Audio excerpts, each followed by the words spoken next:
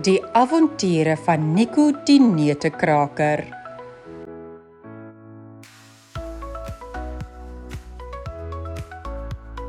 Jy luister na Klets in Afrikaans.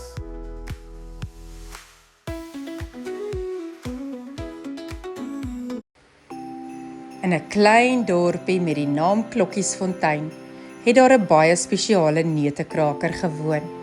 Sy naam was Nico. En hy was nie net 'n gewone neutekraker nie.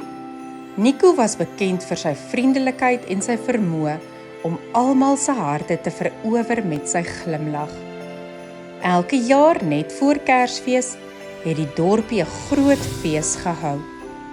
Almal het hul mooiste versierings uitgehaal en die strate was gevul met die geur van vars gebakte koekies en warm sjokolade.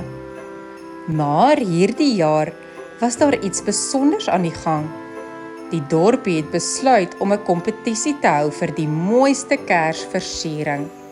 En Nico was vasbeslote om deel te neem. Nico het 'n plan gehad. Hy het besluit om 'n reuse kersboom te versier met handgemaakte ornamente wat elkeen 'n storie vertel. Hy het begin met 'n ster wat hy van blink papier gemaak het.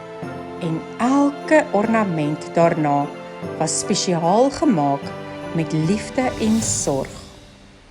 Daar was 'n klein houtperdjie wat hy van sy oupa gekry het, 'n klok wat hy self gegiet het en selfs 'n klein engeltjie wat sy mamma vir hom gemaak het toe hy nog 'n klein neutekraker was. Die aand van die kompetisie het aangebreek en die hele dorpie het bymekaar gekom om die versierings te beoordeel.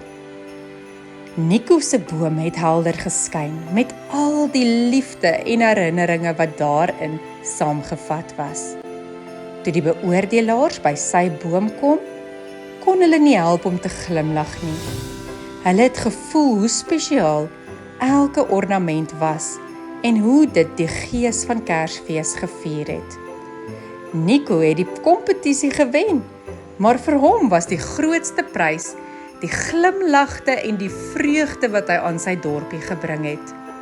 Hy het besef dat Kersfees nie net oor die versierings gaan nie, maar oor die liefde en die herinneringe wat ons met mekaar deel. So het Nico die Neutekraker 'n held geword in Klokkiesfontein. Nie net vir sy pragtige boom nie, maar vir die liefde wat hy in almal se harte geplant het.